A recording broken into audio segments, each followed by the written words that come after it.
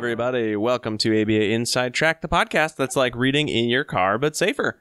I'm your host, Robert Perry Cruz, and I'm only here by myself for this special bonus episode. So if you've been following our preview episodes or some of our other full-length episodes, we've mentioned that we were heading out to Missouri to go to the Thompson Center for Autism's 2018 conference. They were kind enough to invite us out there to do a live taping of the show ABA Inside Track and also to meet with some of the speakers there. So this is, we kind of have a lot in this episode. It was really exciting to be out there. The Thompson Center was so gracious to have us. It was an excellent location, an excellent conference. And if you've listened to one of our Babbitt specials, we thought one of the fun things about going to conferences is being able to speak with so many other professionals. And, we know that we're, very lucky to be up in New England where there are a lot of conferences and to have had this opportunity to go out to Missouri, to the Thompson Center's conference. But I know not everyone is in a location where they're able to go to that many conferences. So we do these little bonus episodes sometimes to kind of give you a flavor of what it's like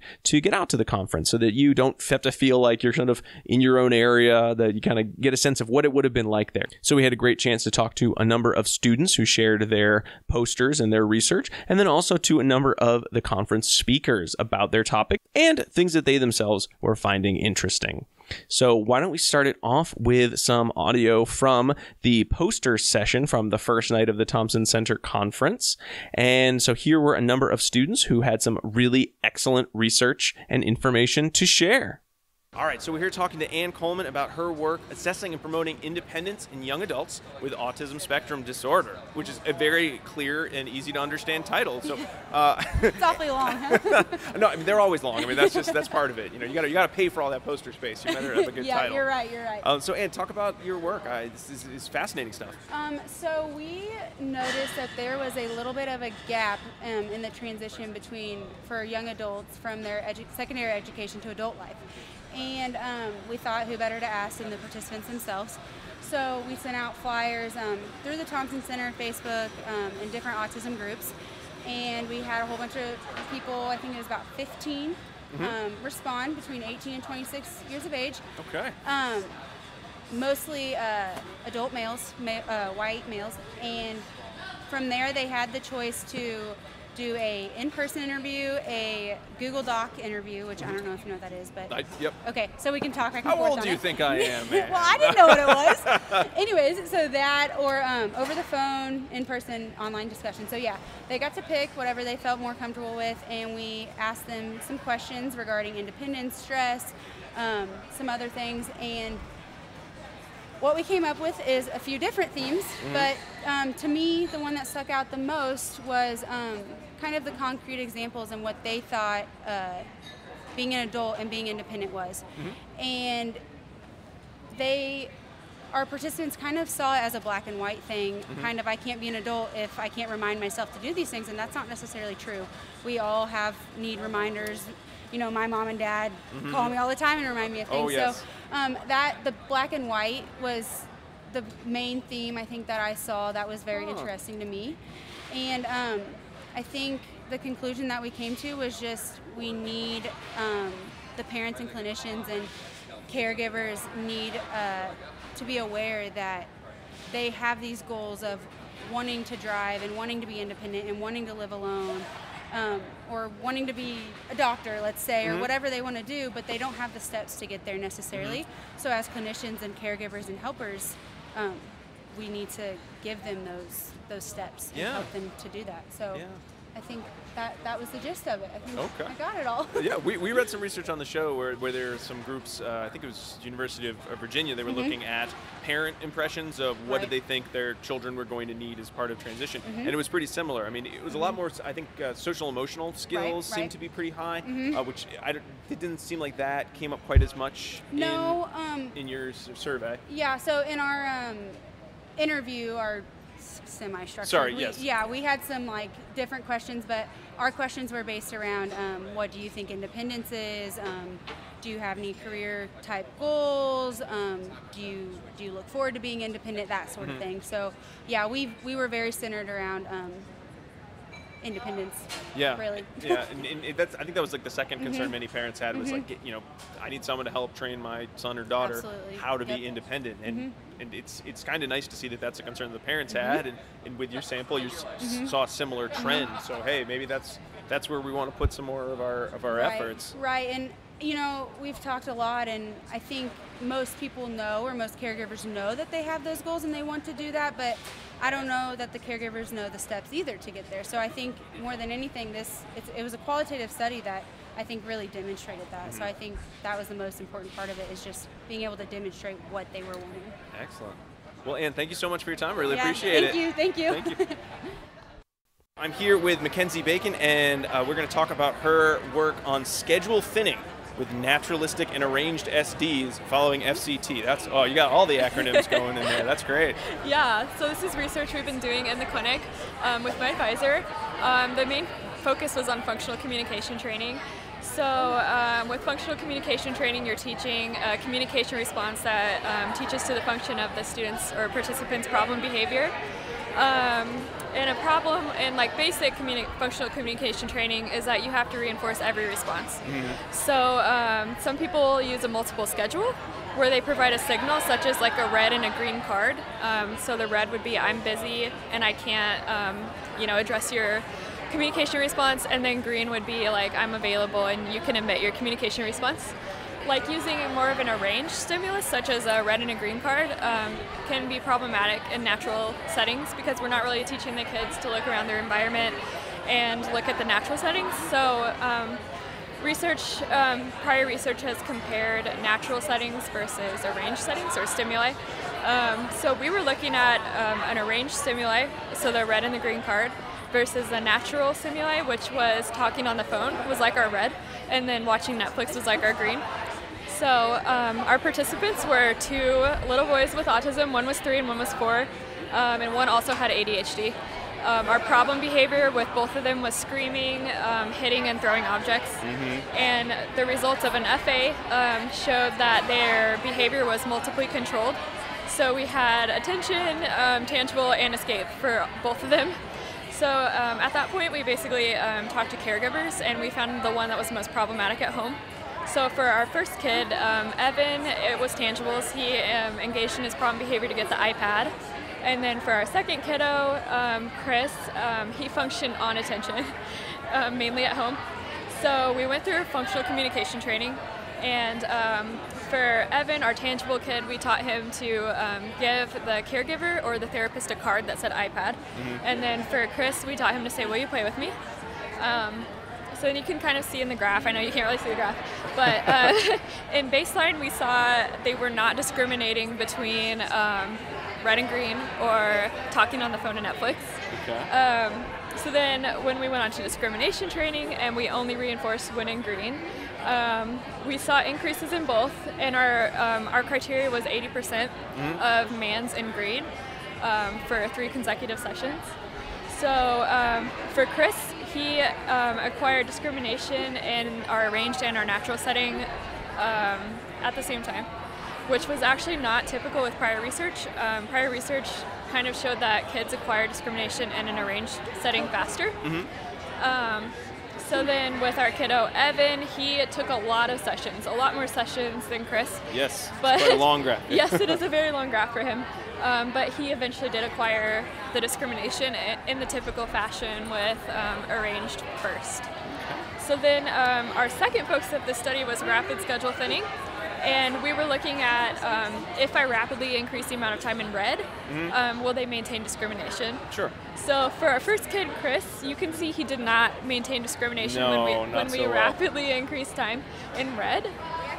So that really answered one of our main questions, though. Does rapid schedule thinning work for all kids? And it didn't work for him. For all, no. No, but it did work for Evan. Okay. So that was pretty cool to see. But any thoughts as to why, or you didn't really have the data you could tease out? We didn't have data that could prove it. Like anecdotally, Evan had a lot more time to practice because it took him longer to meet criteria. Okay. And yeah, that was pretty much all we could think of. But our criteria was based on previous research.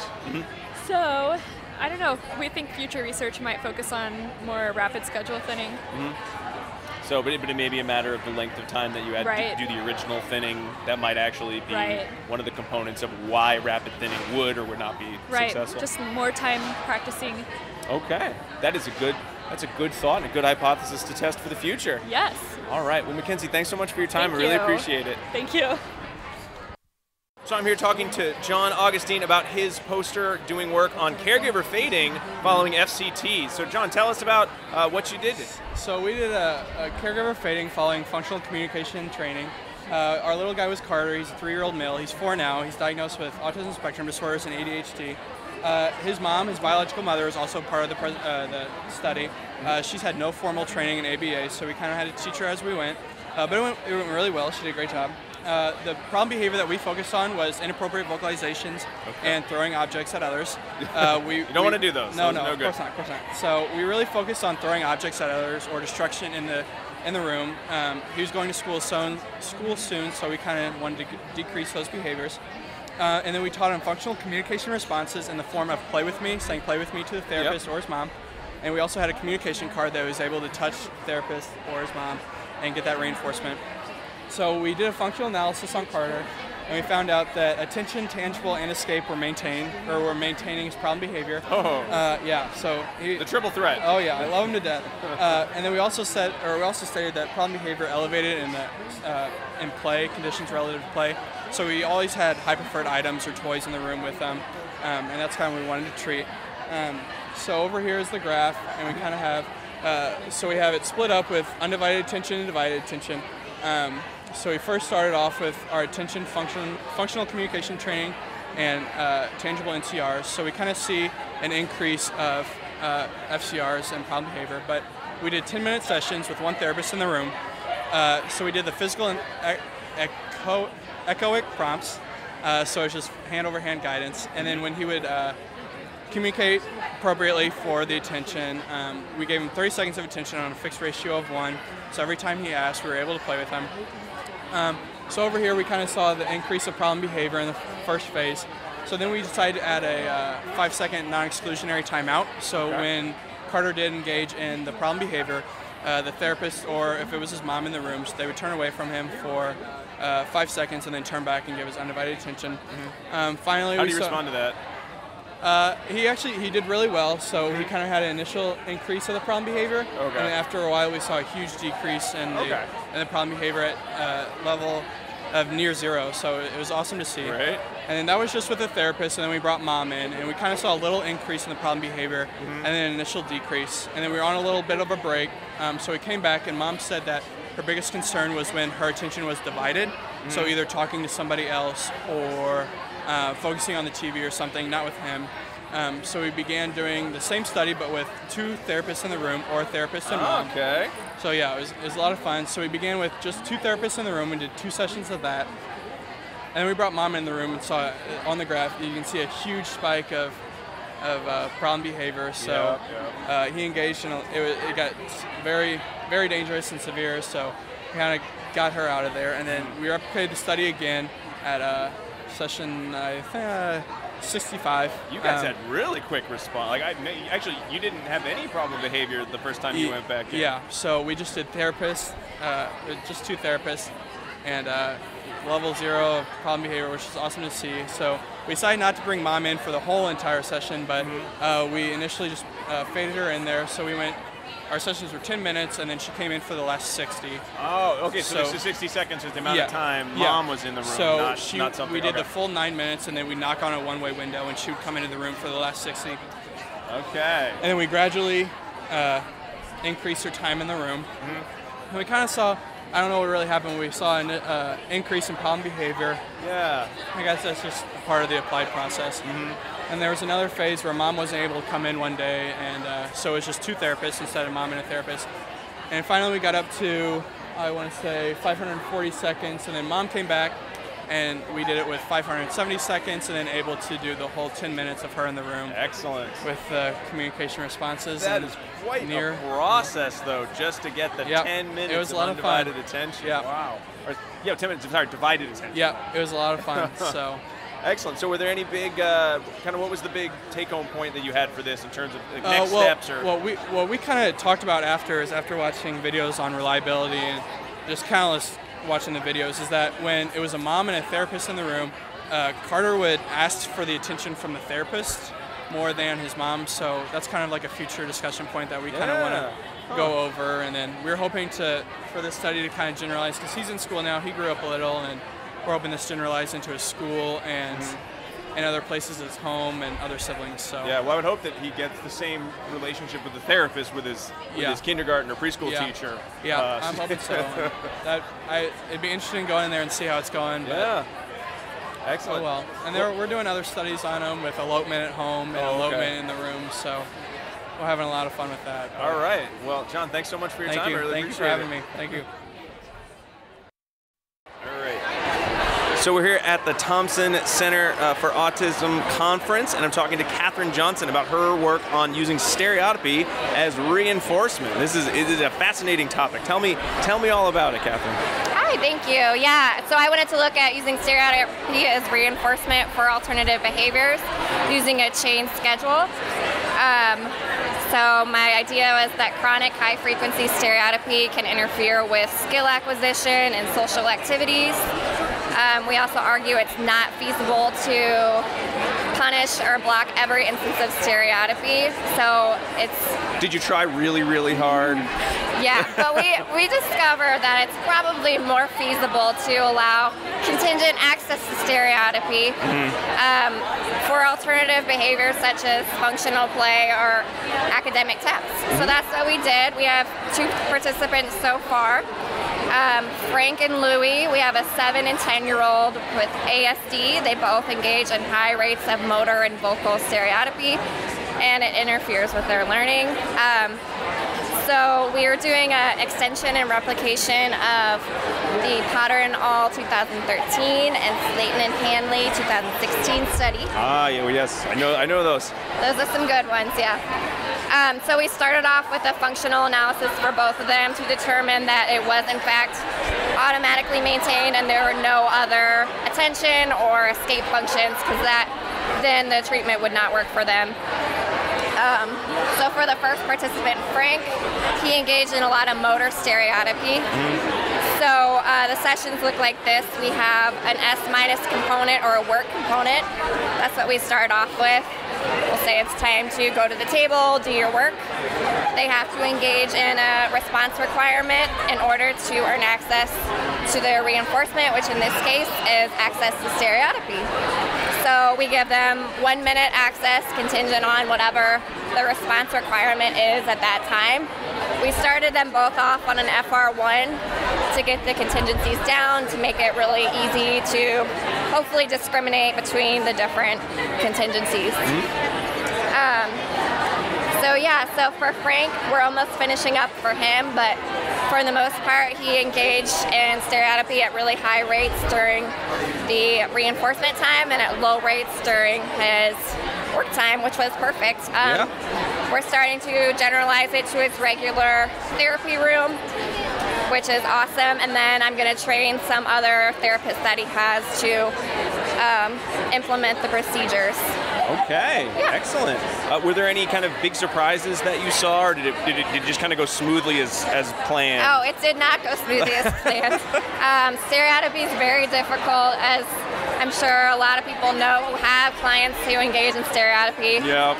Frank, he had a lot of kind of weird topographies of stereotypy, like he likes to slide books back and forth on windows and lean on tables back and forth. And so we found as we were blocking those more known and common forms of stereotypy, he would develop new forms of stereotypy that would creep up, and it took us by surprise, but we just kind of had a broader definition of repetitive stereotypy behaviors, and then we listed all his topographies, which took a long time.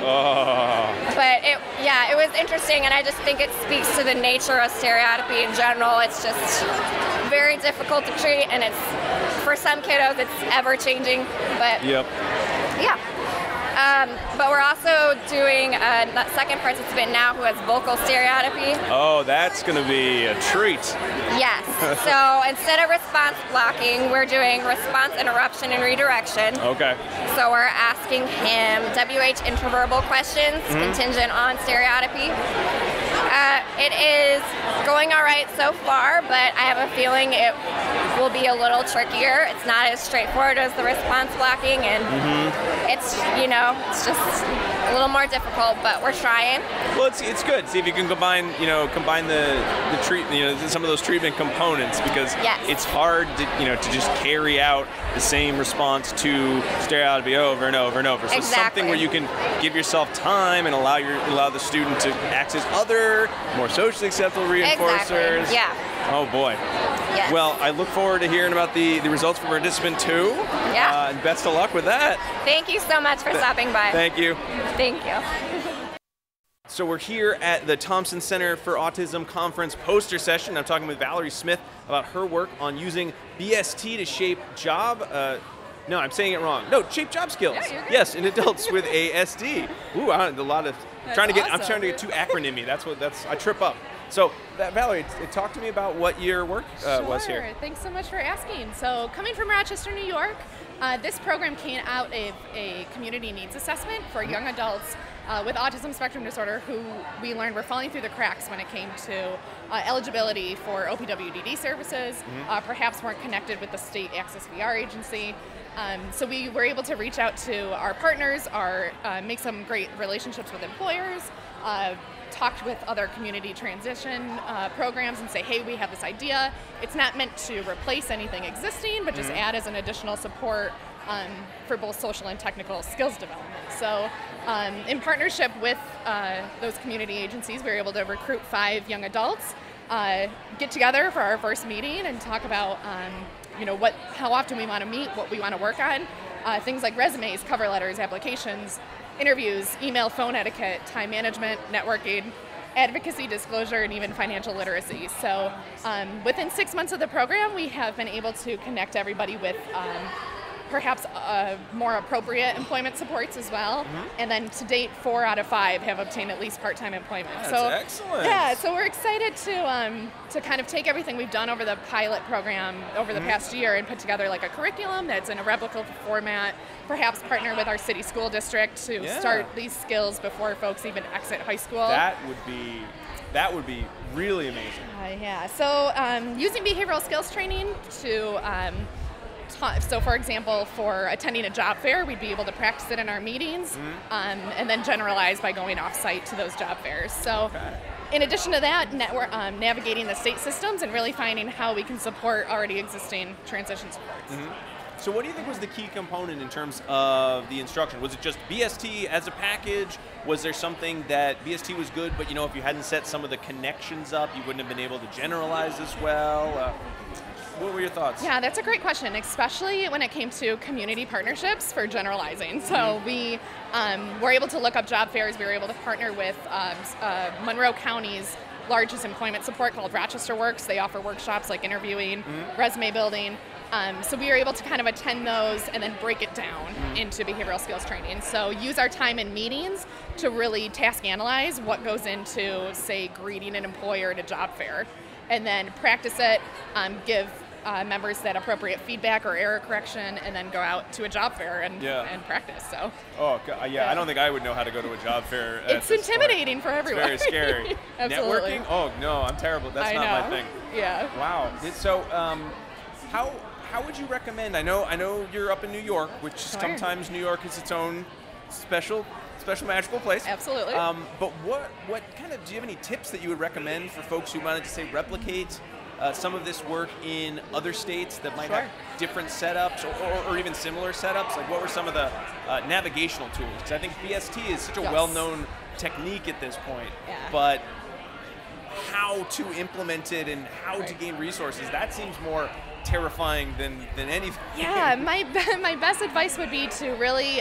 communicate with what local supports already in place, and form those partnerships to make this work together. Starting from recruitment to even once a member lands a job, we know that there's a whole other set of skills that comes with that. So it would be neat to even replicate something like this, our Job Club pilot program, for folks who are already employed, and talking about employer relationships and things like that. So really, I credit our employer relationships, our community partners, our Access VR team, and really just learning what is available in this state. When we started this, we were able to recruit 5 members and say, okay, our main goal is employment. But as we had meetings, we really kind of took a better look at our outcome measures, and noticed that success for one might just be getting a resume, prepared and then applying to an internship program or something. So it's been a great ride, and seeing how we can support what's already in existence. And employment is a great goal, but really breaking down those steps. Excellent. Yeah. Well, Valerie, thank you so much Thank for you your for time. joining. I appreciate it. So I'm talking with Ashley Stevens, and she's going to tell us about some of the research she and some colleagues are working on related to procedural fidelity of photographic activity schedules. Does it matter, picture activity schedules, photographic activity schedules? I don't think it does, use picture right? and photographs synonymously, Okay. so I don't do see too. a I don't know problem if it was using either. specific for your work. So No. Tell me what you did here. This looks excellent. Well, thank you very much. So we wanted to see if implementing activity schedules with really well-trained therapists had a difference on how well the child was engaged with the activity schedule. So everyone had a little binder that had pages with activities they needed to complete, always ended with a reinforcer. So at the beginning, we would just set them at the table, say, here are your toys, and if they had low engagement with the activities, then they were a good participant for our study. We then gave their primary therapist a piece of paper, a protocol, which is what a lot of clinics do. You have a lot of staff, not a lot of time to train. Like, here's a piece of paper, sign it, read it, implement it. Yep. So that's what our low fidelity schedule would look like, was just regular instructions. They could ask questions if they wanted, but it was like, read the protocol. So our averages for our therapists, for the 3 therapists, were 55%, 30%, and 18% fidelity with just reading the protocol. Okay. Which had an effect on how well the participants did engaging with their schedule. So it was an 80% or higher mastery criteria, which none of them met. Yes. Surprising. Yes. So once we got stable responding with the clients and with our therapists and their fidelity, we then conducted BST sessions with the therapist. So the other researchers and I would be the models. So Bethany was behind me doing graduated guidance while I pretended to be the client doing the activity schedule. So as soon as either Angela, Daryl, or Aaron met 90% fidelity for 3 consecutive sessions, they then got to re-implement with the children, which had an immediate effect on them increasing their engagement with the items. All right. During the activity schedule, we also took data on what types of errors they made throughout the entire process, to see if any of them had more effect on their implementation or on the acquisition. Okay. Since they made relatively the same types and amounts of errors, something that we later could do would be to program errors in. So for clinics that don't have the time to do so many BST sessions or do lots of reversals, we're just like, we need these protocols implemented. What's the most important thing to write on there if we can't do BST? Like, don't use vocal prompts. If that seems to be the biggest issue. Oh, yeah, I've had that, just training people to do picture activity schedules. So these are all things that were written in the protocol. Don't do these things. These are still things that happened anyways. But during the high fidelity schedule, it drastically decreased not only the numbers of errors that they made, but the types of errors they made. So the vocal prompts completely went away for 2 of their participants. All right. 2 of the therapist participants. And then not only did it increase or stabilize for one of the clients, because he still had lots of engagement, but variably during the no schedule and low fidelity, their stabilization of the therapist data and how well they did had an effect on how quickly they mastered their activity schedule in general. Yeah. So even though Angela was still in like the mid-60s during her baseline fidelity, which wasn't up to par, but it was still higher than the other 2, her client met mastery a lot sooner than the other 2 did. Okay. So even though during the no schedule, the engagement we break down with activities. We don't want play to be an irreversible behavior. Yep. For some clients, for this particular client, he had a lot of stereotypy. So if he didn't have the structure of the schedule, the stereotypy gained him more access to reinforcement than doing the schedule. Plus, he didn't have, the cookie or whatever at the end. So, but for this particular client who did not have a lot of stereotypy, this could be something that could be transferred into list making or doing tasks. So you have practice opening your book. I have to do this, and when I'm done with it, I turn the page. If there's another activity, I have to do this, and I turn the page. And then at the end, you have a reinforcer, you close your book, you put it away. So my list is I need to get up and make sure I eat something at the beginning of every day. That's on my list because I forget all the time. I have a certain amount of homework to do, like I need to do laundry this day or whatever. And so I gain reinforcement from crossing things off my list, which is comparable to seeing things for them in a picture format and then turning the page when they're all done. Like it's struck off, it's over. And then I don't have a picture of a piece of cake, but if I get things done on my list at the end of the day, I'm going to treat myself to a piece of cake at the end of the day. There you go. Not only does it increase, especially for this child, their play skills during other unstructured parts of the day, this is a type of system that can be used to teach other types of skills. Very good. So the better the training, the better the results for the student. Yes, and the specific type of training leads to independence. So that's why these types of errors are like, no-nos, don't do that. We wanted to use complete graduated guidance, so that way not only do they not see us, they don't hear us. Eventually we can take a step back and then another step back. And at this point, then they're completing the schedule by themselves. Excellent. Well, Ashley, thanks so much for your time. I really appreciate it. Thank you. Ooh, thank you so much to those students. I know when I was a student and I did my poster session, if someone had said, can I please audio tape you talking intelligently for like 2-3 minutes, I don't know if I would have been up to the task. So thank you so much to everyone who shared some time with us. And now we're going to share some of the audio that we got in interviewing and just sort of chatting with many of the presenters at the conference itself. So we have a number of fabulous individuals who took some time out of their busy conference schedule to chat with us. So let's take a listen.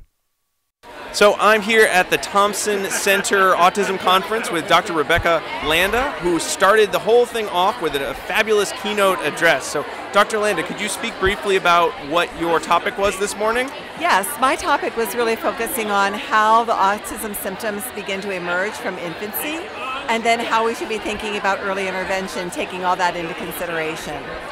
Now, I have to say, I really would love to get a copy of some of your slides of some of your therapists playing with students, because I think they capture perfectly just the level of just the complexity of play, but making it simple for the children to engage. Did you have to teach them how to do that yourself, or are they just naturally good at it? No, you really do have to teach people, because there's so much that's taken into consideration. You have to learn about children's developmental play levels and their states of engagement, and then you choose your intervention targets around that. So if you had to say a key point that you're hoping everyone took home from your talk this morning, what would that be? That the early indicators of autism are subtle, and they're not easily measured by standardized tests. And so we really can't rely on things like developmental quotients or standardized test scores to really help us find children who are eligible for early intervention services.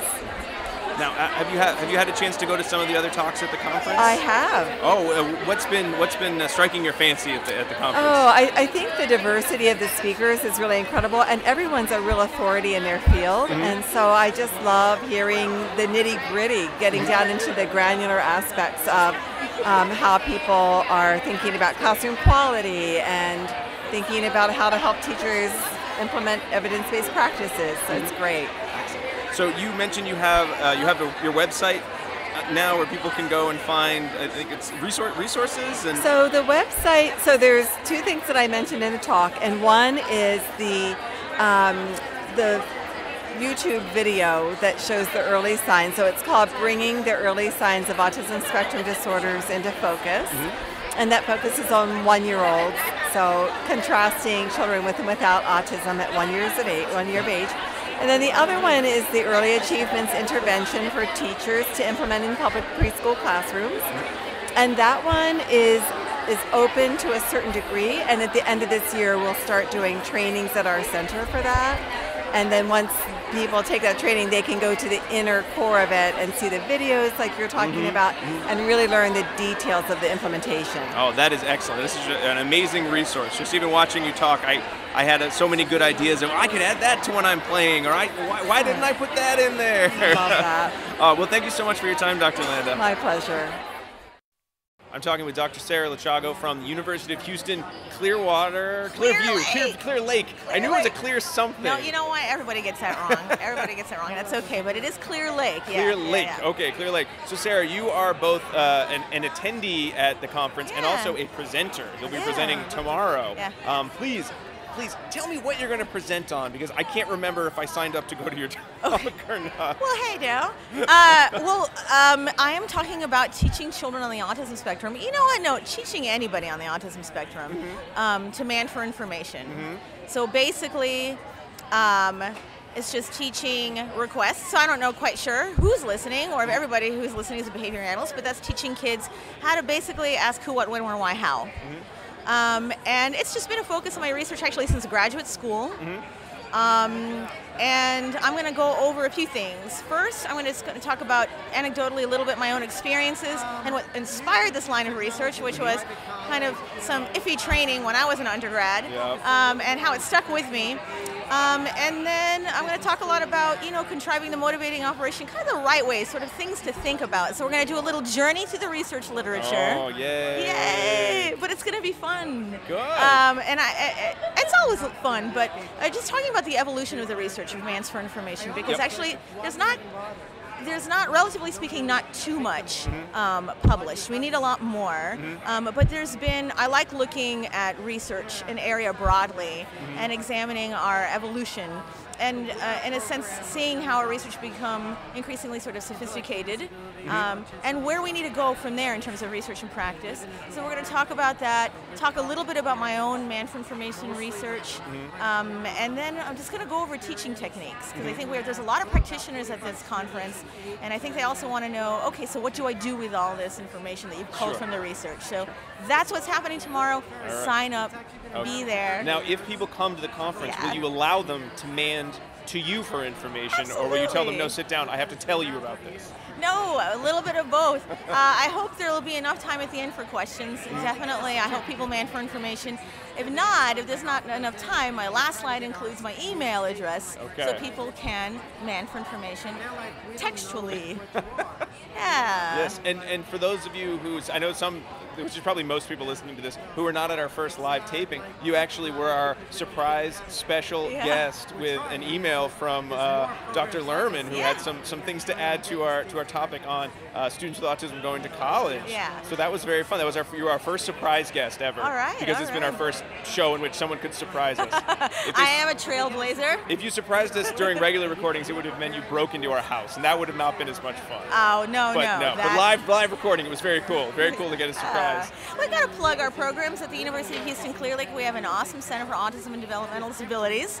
And we actually have quite a few specialized programs, which is one of the things that I think makes our program unique and super enticing to prospective students. Yes. Yeah, and so one of those is the Connecting to College program. So I think that is a great addition to any program. Yeah. Now, so you've also been viewing some of the talks around the conference on this first day. Anything that jumped out at you as like, yes, I want to share that with the world? Yeah, David Richmond this morning presented a great talk on detection and prevention of self-injurious behavior. And there's a lot that I really liked about the talk. But one of the things that I liked a lot, one point he emphasized, was how some of this research can be born of or inspired by parents and practitioners. So that we cannot sit neatly in our ivory towers and think, sit in our silos and think, let all the good ideas come to me. Whereas we had to listen to parents, listen to practitioners, and what's actually happening out there. So I respect that a lot. And he talked a lot about how a parent was the one who said, hey, so you have to wait I have to wait till my child is actually engaging in problem behavior before you can do something about it. And that, that calling him out a little bit by that, inspired him to get some grant funding and work and produce this really beautiful line of research. He did a really great job systematically. It's a heck of a research study. It's a longitudinal study with a number of participants, and just identifying all the precursors. And so they're looking at proto-SIB, and how some of the sort of not injurious but self-stimulatory behavior in about 2/3 of the time can predict. But he also talked about how it's important to look at protective factors as well, and not just risk factors. I just thought it was so smart and so interesting. So excellent. People should be looking for his research. That sounds great. I feel like the parent piece has been a theme in a lot of the talks I saw today as well, which is really nice, because I think it is unfortunately very easy to say, check out my research with 2 students, or check out this line of questioning I did. Isn't this great? And we forget, don't forget the applied. Don't forget the fact that communities don't just include my lab, my lab room. Right. Especially if we're touting. One of our 7 dimensions is, applied as us being a field of social significance. Exactly. There's a bit of arrogance to that attitude. Kind of, we're going to tell them what's good for them. Understanding that we really can't do anything, first of all, without parent buy-in. No, we cannot. And actually, parents have a lot of good things to contribute. That's true. To our field. It's very true. Yeah. We can't do anything without that. No, we really can't. So I'm glad that's thematic. Yes, I've enjoyed it too. It's been really nice. Well, Sarah, thank you so much for taking the time to talk to us. Good luck tomorrow. Yeah, thank you. And I've heard that we're going to be talking about some of your research pretty soon on the regular episodes. Yeah. This still happening, right? You didn't. Of course, okay, I'm you're not canceling after talking to me right now. No, it's next. No, we're looking at what next? It's coming up. It's coming up very soon. We're very excited. I look forward to it. I haven't read the stuff yet. I'm going to get to it. It's all right. Just read up and we'll chat. All right. Thank you so much, Sarah. No problem. Have a good one.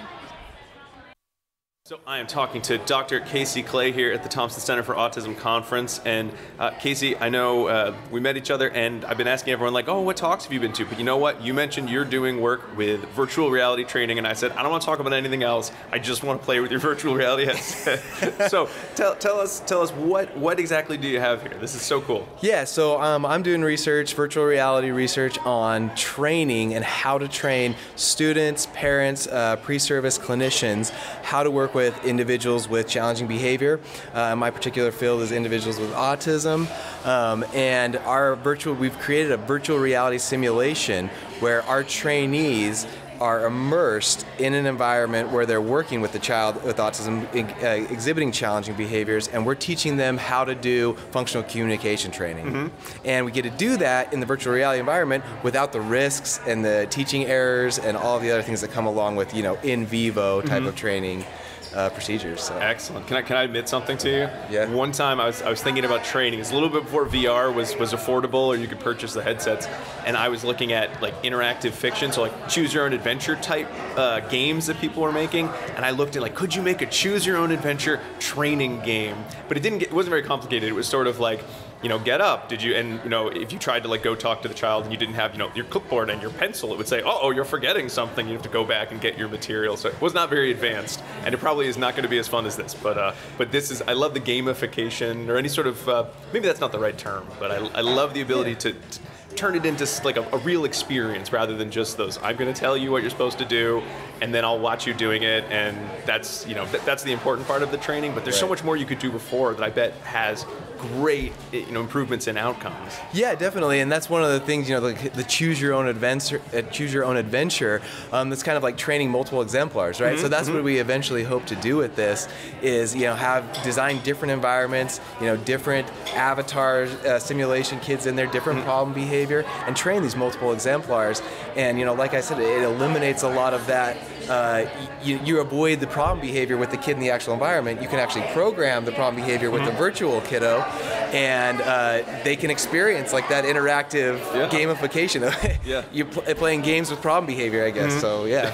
Who thought problem behavior would be so much fun? Yeah, exactly. Yeah. All right, so you have this Oculus Go, right? Yeah, so this is an Oculus Go, and this is our mobile unit. So you can see a visual just demonstration of what the training simulation is like.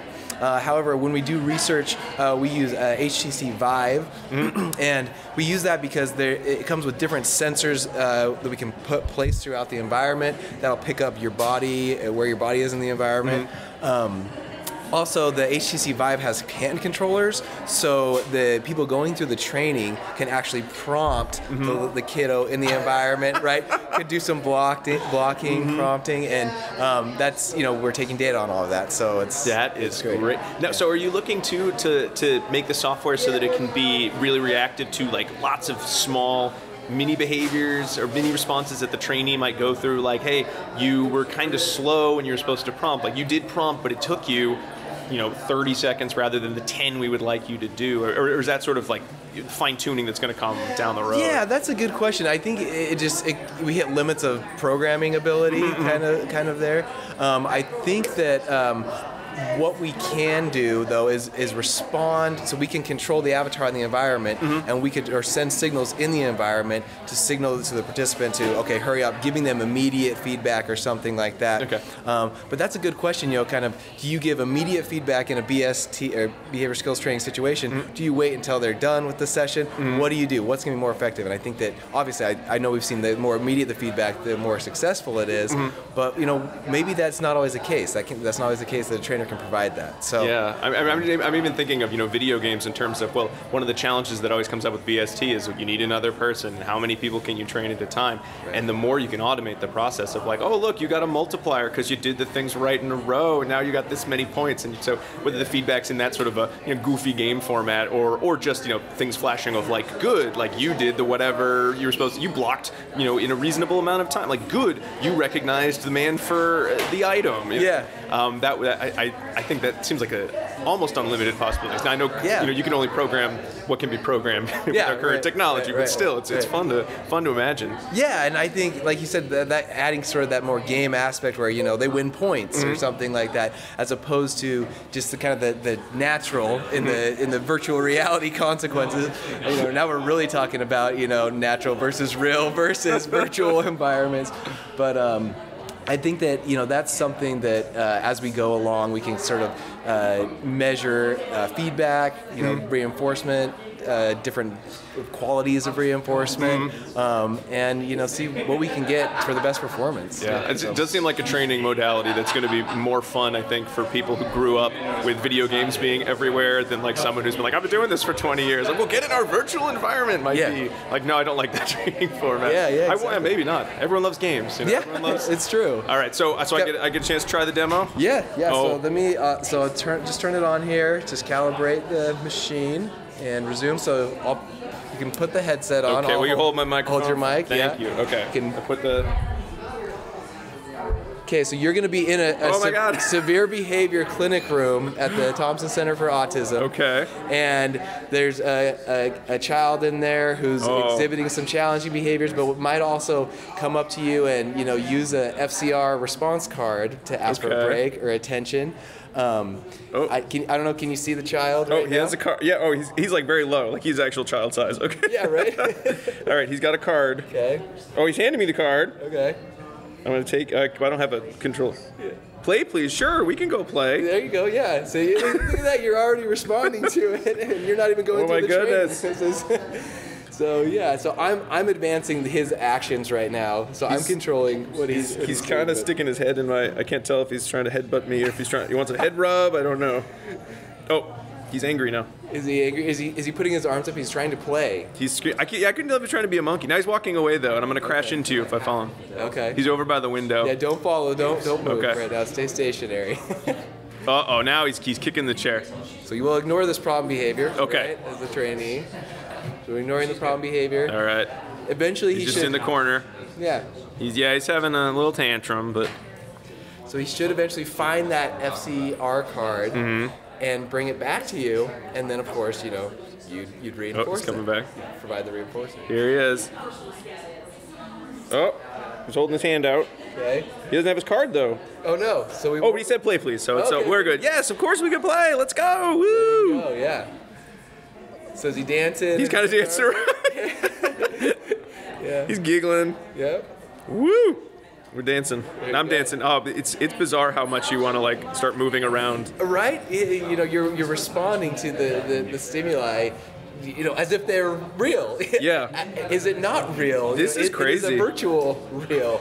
And there are a lot of like I'm amazed that, you know, not being like a video game publisher, you're getting the level of kind of fidelity you are, but it is still kind of, you know, it's clearly a video game avatar. It's not, you know, right. It's not, you know, like $1 million, you know, $10 million studio kind of look, but it's still real enough that I am feeling like I'm engaging in the reactions that I would expect to in a similar situation. So that it's evoking behavior. Exactly. Right? It's past that uncanny valley of like, I know this isn't real, but I'm still responding the way I would want to. He's just kind of looking around now. Oh, he's leaving. Okay.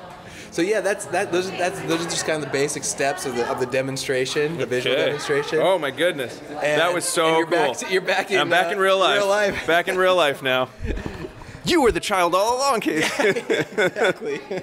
Oh my goodness. Well, that is so cool. So you're trialing this and you're working with staff right now? Yeah. We have some pilot data. We've tried it with college students, and we've taught college students who plan to go into ABA but haven't taken the coursework yet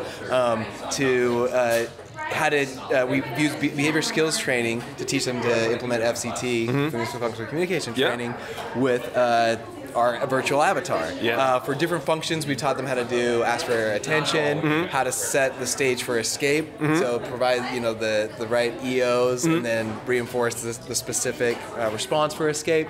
And so yes, we have some preliminary data, and hopefully we can, you know, go to the next step, teach other skills, and, you know, maybe manipulate some of the parameters of reinforcement, and then also feedback. You know, this is great. I'm very excited to see kind of how the next couple phases roll out, and you know, looking at the data and comparisons. I mean, just the thought of it just sounds like, nope, that's it. Let's do that one forever. That's the training method. That sounds so cool. Well, Casey, thank you so very much for letting me try that out. It was really a treat. Hey, that's awesome. I'm glad you're so interested. I'm glad it was a blast. Hopefully more people can try it out. And appreciate you talking to me about it. Oh, yes, thank you. Okay. So we're here at the Thompson Center for Autism Conference. I'm talking with Dr. Jason Vladescu. And Jason, you are here to both present. You're going to be presenting tomorrow, and you're also here, you know, going to some of the conference events as well. So today, what's something that you saw today that you thought was exceptionally interesting, cool, fascinating?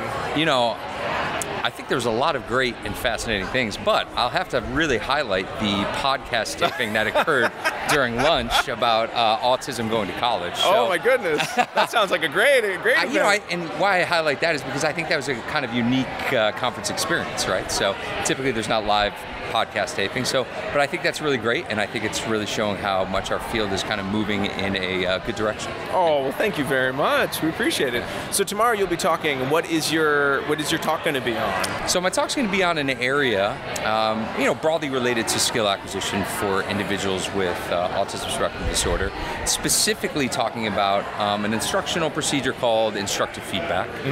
So just really easily said, it involves like presenting additional information or targets during learning trials. And you know, what we actually found in a number of studies is that, you know, students and learners are learning this information without direct teaching. You know, so it's just looking at, you know, one of the ways that we have to increase the efficiency of our instruction. Okay, very nice. I think anything with efficiency of instruction is always useful because, man, there's never time to do as much instruction as it feels like we need to do. That's right. You know, like I like to say, time is tyrannical. And so, you know, and I think it really, you know, I'm going to talk about tomorrow a little bit is what we could call the maybe evolution of skill acquisition research, in the sense that, you know, a lot of early stuff was focused on just identifying stuff that works, right? Stuff that's effective. So now we have all this stuff that's effective. Now really the turn and the push is for, all right, of that stuff though, what's most efficient? And then what you find, if you've ever had the pleasure of doing skill acquisition research, is that, you know, a lot of efficiency things are learner specific, right? So now it's getting into, you know, how do we identify not only things that work things that are efficient, but also what seems to be most efficient for individual learners. Yeah. Excellent. Well, I can't remember when I'm signed up for tomorrow. I know we have a cool, the conference is a very cool app, so I should check, but I might see if I can squeeze myself in if I didn't go to that one. I think it'd be well worth your while. I won't be offended if you show up. All right, well, Jason, thank you so much for your time. I appreciate it. Yeah, thank you and all you do for the podcast in the field. Oh, we appreciate it. So I'm here talking with Dr. Adel Najdowski from Pepperdine University, and so Adel, you're talking at the conference tomorrow. You just got in, but what is your talk going to be on? I'd love to hear about it. Tomorrow I'm going to talk about one of my most favorite topics ever. I'm really, really excited about it. I'm going to be talking about how to teach executive function skills to individuals with autism. Okay, can you quickly, because we did a live recording earlier and it came up executive functioning means. So how do you define executive functioning?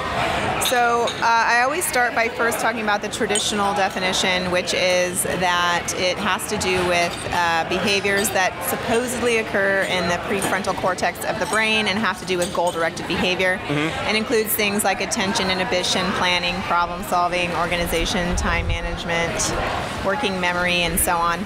But from a behavioral perspective, we are looking at this more as the way Skinner would talk about self-control and the different repertoires of that, which includes kind of your ongoing behavior that you typically engage in, and then you have your self-control behaviors where you actually engage in other behaviors that can control your regular ongoing behavior.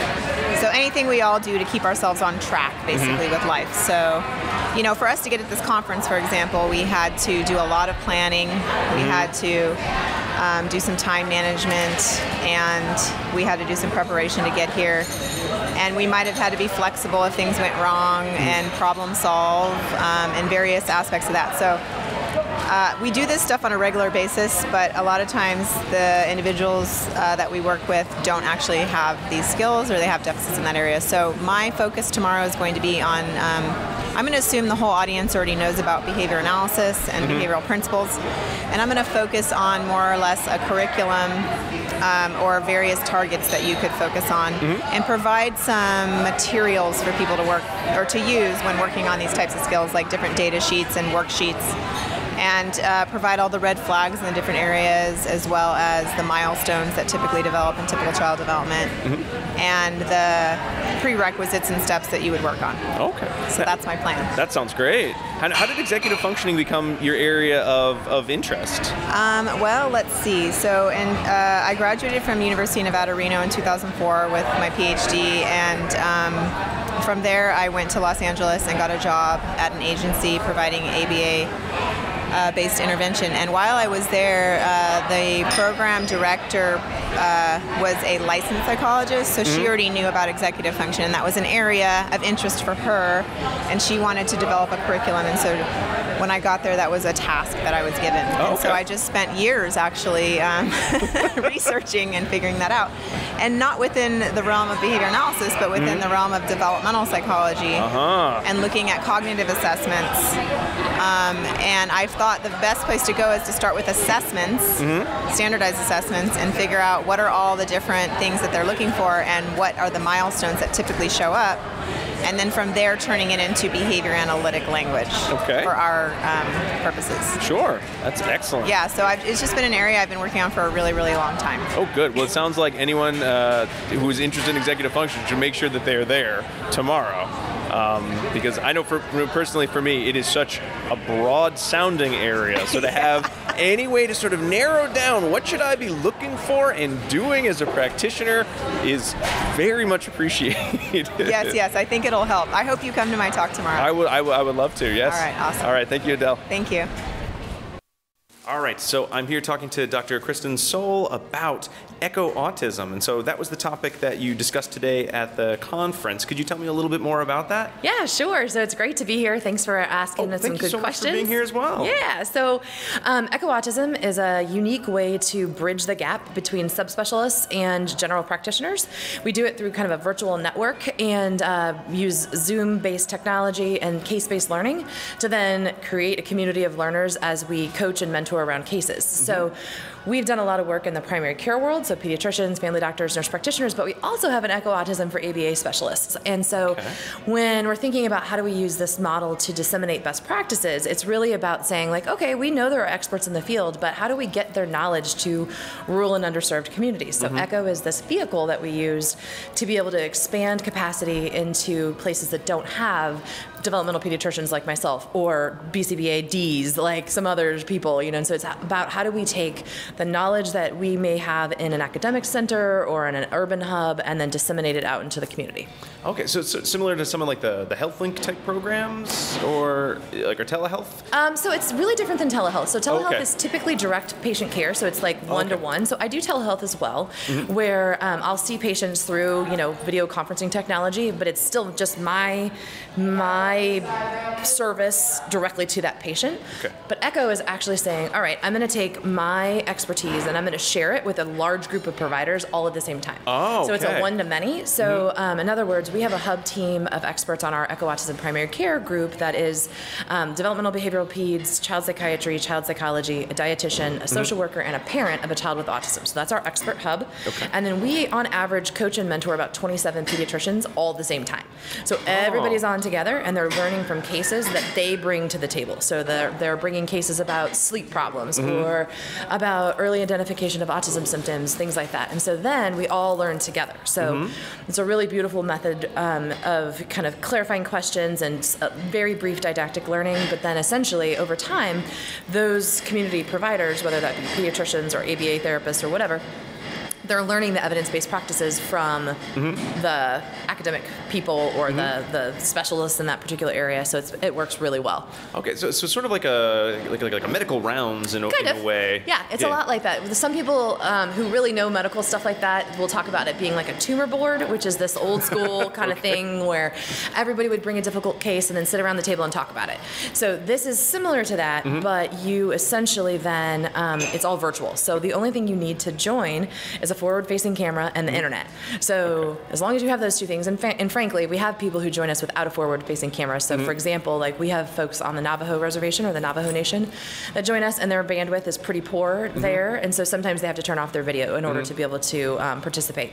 But anyway, so forward-facing camera and then internet, and that's it. It's otherwise free. Most Echo programs do offer CME or CEUs or whatever your profession requires, and then essentially the whole notion is sharing freely. So it's my job as the specialist or the expert to disseminate my knowledge that I have in my head and teach it in such a way that other people can learn from it, so then increase capacity in rural and underserved communities. Okay. Yeah. So can you describe, because I'm trying to get a picture of this, but again, anything I think with the internet, it's sort of, I kind of think I know what that looks like, but could you give, not necessarily an example, but paint me a little more of a picture of exactly what it would look like. So I'm signed up to take part, and I get on my computer, I turn it on, and... And then you're going to see the Brady Bunch. And so you get on, and all of a sudden you log on, and there's Brady Bunch squares. So there could be anywhere from, typically, like I said, we have about 27 to 30 people who join us any given week, and each person has their own square. So if you're joining by a computer, you get your little square, and this is all part of the Zoom technology. And the cool part about Zoom is that it's not like a telephone conference. So conference calls can be super annoying because nobody knows who's talking, and it's all messy. But this is powerful because whoever's talking, then their square lights up. So it's Hollywood Squares-ish versus the Brady Bunch, that kind of thing. And so then we have a structure that we follow where you log on, and then we start with introductions. So everybody gets a chance to say who they are and where they're from. And then we launch into our case presentation. We have a standardized case presentation template that's followed. So let's say Dr. Jones in small town America wants to present a case about a child with autism who's struggling with sleep. So then they kind of fill out the case presentation form. It's de-identified. There's no patient health information that's exchanged. And then as they present their case, then we turn it into kind of this question and answer time. So it's not a grilling. It's a, can you clarify this for me? Can we talk about this? That kind of stuff. And then the team, as well as the participants, will come up with evidence-based recommendations to do next for that family. So it's all about kind of moving that family and keeping them moving forward.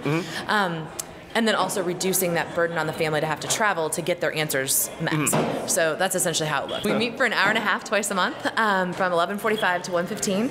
And again, so you log on and all of a sudden you've got 30 of your friends all in their own little square, but they're all, what that represents is they're all in their own clinics all over the world. So we have a pediatrician who joins us from Rwanda.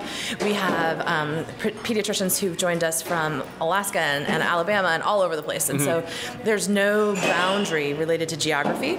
Okay. Which is pretty cool. So we have a lot of, what I love about it is then I can share best practices, and it doesn't matter if you live in Rwanda because you can join me if you have a forward-facing camera and the internet. Well, I was going to ask, how do you scale this up? But it sounds like it's already there because the internet is already everywhere. Yes. Yeah. So the purpose, so at the end of it, you're the practitioner who had a case they wanted to discuss. You want to make sure that they are leaving with direct answers, or is it more, here's some research you should follow up, or it's always do it's direct steps answers. 1 to 10? Okay. So it's things like consider. So it's never like a directive. I'm not telling them that this is what you need. So it's not a consultation. Okay. So I'm not saying, somebody consults me as a specialist, then I'm going to say this is what you do. This is a mentorship model. So this is saying, okay, based on what you've shared with me, these are the things I think make sense for you to do for your patient. You should consider this and maybe consider that and whatever. So it's still their decision. They get to decide what they want to do with their patient. But then as the expert team, we've given them the highest quality recommendations we can do. Obviously without seeing the patient. So it builds their confidence in being able to take care of those kiddos, and then also be able to deliver that the next time. So the power happens. So even if it's Dr. A who's presenting the case, all the other 27 docs get to hear and benefit from that case learning. So it's very engaged, and so everybody's thinking and learning about that case together. So then the next time they see a kid like that in clinic, they're like, oh yeah, Dr. Jones had a case like that. Okay, let me pull that up and I can follow the pattern, for example. So it's a really powerful way to kind of exponentially increase knowledge. Great. And so right now, are the primary folks who are signing on to be in front, virtually in front of the panel, more pediatricians, doctors, or is it varying more? Yeah, so we have multiple kinds of Echo Autism programs. Okay. Yeah, so we have Echo Autism for primary care, which is targeted specifically to primary care physicians and practitioners, although we welcome anyone. So we do have a speech and OT, a speech language pathologist and an occupational therapist who join us. We also have a BCBA who joins us pretty regularly, but they know that our target audience, our primary focus is on primary care, but we welcome them to join us. All right, so then we also have Echo Autism ABA, Echo Autism. So when you said you're doing this about 2 times a month, you're actually doing it much more. Oh yeah, much more, but it's so every team has their own set of experts. So I'm not on all of them. Oh, that's so good. Yeah, that'd be a lot. It is good. And so we have an Echo Autism for community psychologists. I do sit on that hub team, and we're coaching them on best practice diagnostics. But then we have a great Echo Autism ABA. We have an Echo Autism school psychology. We have lots and lots of different iterations of this that uses the same framework, but then to support a different type of end user. And then we also kind of thinking about scalability. So we just finished a 10-site randomized control trial of the Echo Autism intervention across sites in Canada and the U.S. So we actually now are on our 28th replication site. Okay.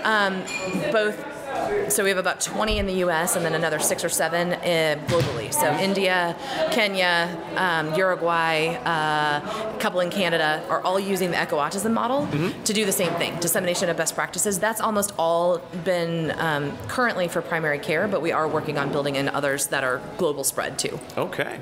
And if one were interested in getting in front of the panel, either for the Echo ABA, the Echo Autism, the Echo... I guess anything. You'd like to do anything, right? Yeah. How do they just log on? Yeah, so they can. Sign-up process? There's a sign-up process. So you would go to echoautism.org.